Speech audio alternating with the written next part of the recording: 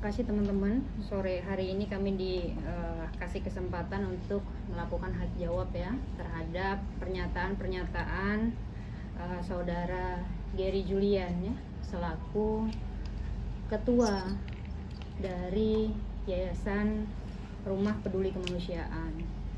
Di dalam pernyataan-pernyataan itu banyak kemudian yang tidak berdasar, baik itu dari segi aturan maupun dari segi data.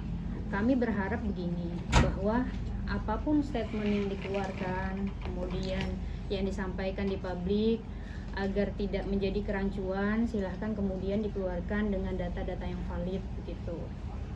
Ada pernyataan-pernyataan saudara Gary yang pertama sekali ya yang kami tangkap adalah bahwa kami adalah pihak yang ilegal yang masuk ke dalam pengadilan begitu ya. Teman-teman bisa kami jelaskan, sebenarnya di dalam persidangan pun kami sampaikan bahwa memang kami hadir di sana tidak atas arahan Teknopi, melainkan atas keinginan dan permintaan berdasarkan surat kuasa khusus yang kami tanda tangani itu dari pengurus yayasan, pembina dan juga pengawas. Teman-teman bisa kami tunjukkan bahwa kami hadir di sana secara legal dan itu sudah dilegis oleh pengadilan ya.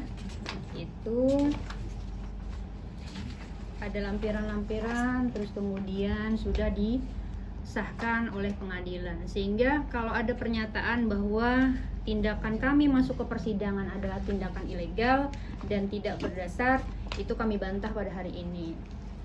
Selanjutnya Mas Gary juga menyatakan bahwa ada uang perpindahan uang yang kemudian itu atas keinginan dari yayasan, dan juga ada perpindahan uang berupa 100 juta dan sebagainya yang kemudian disampaikan bahwa yayasan tahu asalnya dari mana uang itu.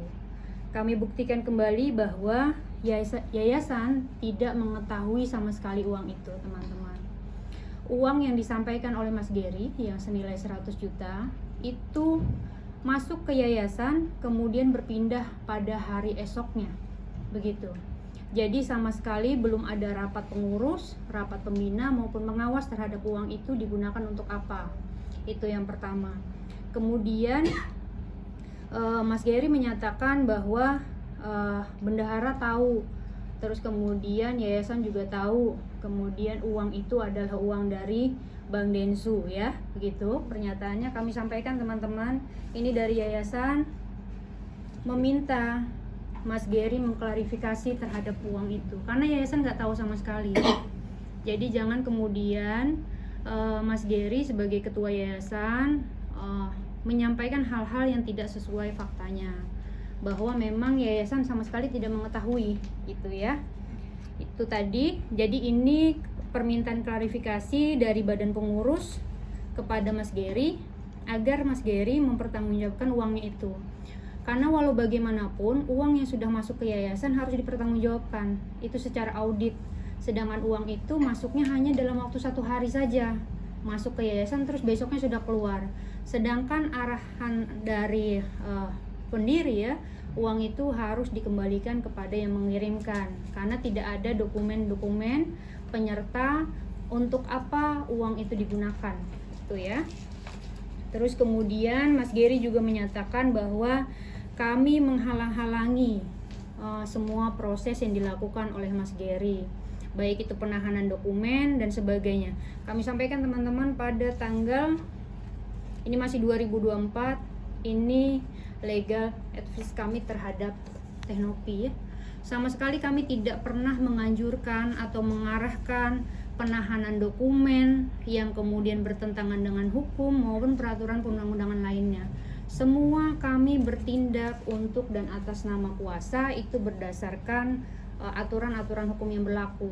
Jadi kalau ada statement-statement yang kemudian menggiring ke arah bahwa kami bertindak untuk dan atas nama tidak sesuai dengan aturan perundang-undangan, maka itu yang kemudian perlu kiranya kami klarifikasi gitu teman-teman. Mbak, ketika Spesimen dari yayasan itu berubah ya, kemudian bisa dilakukan oleh ketua itu secara tarik tunai. Itu yang kemudian juga mohon maaf kami sebutkan bahwa bendahara kecolongan.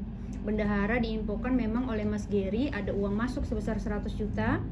Kemudian kami infokan kepada pendiri mengarahkan untuk mengembalikan uang itu di besok harinya. Ternyata besok harinya uang itu sudah tidak ada lagi di yayasan. Jadi ini sesuai fakta yang ada, dokumen yang ada, makanya kemudian yayasan berinisiatif membuat permintaan klarifikasi secara tertulis dari Mas Geri ya. Sampai hari ini belum ada memang dari pihak yayasan kepada Mas Geri selaku ketua yayasan. Tapi ada permintaan-permintaan dari pihak yayasan, yaitu klarifikasi tertulis, terus kemudian sudah ada 2 kali rapat pengurus ya Pak, rapat pengurus juga yang tidak dihadiri Mas Geri. Kami menyayangkan kok bisa statement yang di media itu berbeda dengan statement yang fakta yang sesungguhnya ya. Kemana saja Mas Geri selama ini? Sidang 2 kali nggak pernah hadir, sedangkan yayasan itu digugat. Tentu kemudian ada pihak-pihak yayasan yang ingin haknya juga terlindungi, makanya kemudian datang ke Star Institute Equality Law Firm agar kemudian terwakili haknya. Memang di dalam surat kuasa dari seluruh pengurus ya, ada 9 orang, itu hanya Mas Geri saja yang tidak tanda tangan karena memang tidak ada koordinasi sama sekali gitu. Jadi jangan kemudian melemparkan opini secara hukum hanya karena Mas Geri yang tidak mau datang ke pengadilan begitu. Teteh sih sampai tadi sama sekali belum berkomentar apapun karena memang beliau masih di Mekah ya, itu yang pertama. Kemudian beliau juga hanya badan pendiri yang kemudian hanya memberikan masukan-masukan saja, arahan bagaimana seharusnya. Jadi sama sekali belum kemudian mengarahkan kami ya sebagai legal yayasan itu untuk mengambil tindakan apa gitu. Begitu teman-teman. Berarti kalau misalnya Pencemaran nama baik mungkin jauh ya teman-teman. Tapi kalau misalnya klarifikasi itu tidak dilakukan sehingga menghambat nanti audit akuntan publik, maka ada dugaan penyalahgunaan wewenang ya itu.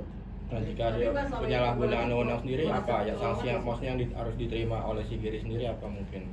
Sebelum ke sanksi mungkin lebih tepatnya nanti akan ada tahapan-tahapan yang harus dipenuhi, klarifikasi dulu, terus rapat dulu, nanti di dalam rapat baru diputuskan apakah Mas Geri nanti akan bertindak masih atas nama ketua yayasan ataukah kemudian Mas Geri bertindak atas dirinya sendiri gitu.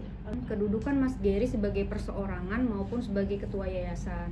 Kalau sebagai perseorangan itu boleh-boleh saja, mau ngomong apa saja boleh saja, bertindak untuk atas dirinya boleh saja, tapi kalau sebagai ketua yayasan maka penting kemudian adanya koordinasi dengan 9 pengurus lainnya yang ada di yayasan. Ini yang tidak pernah terjadi sampai hari ini. Jadi kami tekankan teman-teman, semenjak Mas Geri menjadi ketua yayasan sampai hari ini tidak pernah ada rapat pengurus yayasan yang dilakukan oleh Mas Geri, sehingga kemudian pihak yayasan merasa Mas Geri bertindak atas namanya sendiri, bukan kemudian membawa nama yayasan begitu. Yang 100 juta itu kalau kemarin kami dengar di media ya Pak, bahwa itu adalah uang yang akan digunakan untuk audit akuntan publik.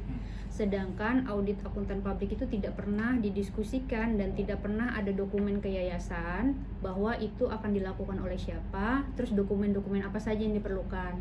Makanya kemudian teman-teman yayasan mengeluarkan permintaan klarifikasi itu, meminta agar data yang untuk diaudit ini mana, karena data yang keberangkatan Mas Geri itu hanya Mas Geri yang pegang. Jadi yayasan kemudian belum ada rapat, belum ada penyerahan terhadap dokumen-dokumen itu. tapi Masukan yayasan yang masuk, dana yang masuk ke dalam rekening yayasan, yang begitu masuk besoknya langsung keluar. Nah keluar ini tanpa melalui mekanisme daripada bendahara, gitu. Karena dalam posisi Mas Geri tanggal 3 Januari menjadi ketua yayasan, beliau mengganti spesimen bank menjadi spesimen dia sendiri, gitu. Sehingga karena ini penarikan tunai, sehingga ini terbaca menjadi penarikan yang dilakukan oleh Mas Giri.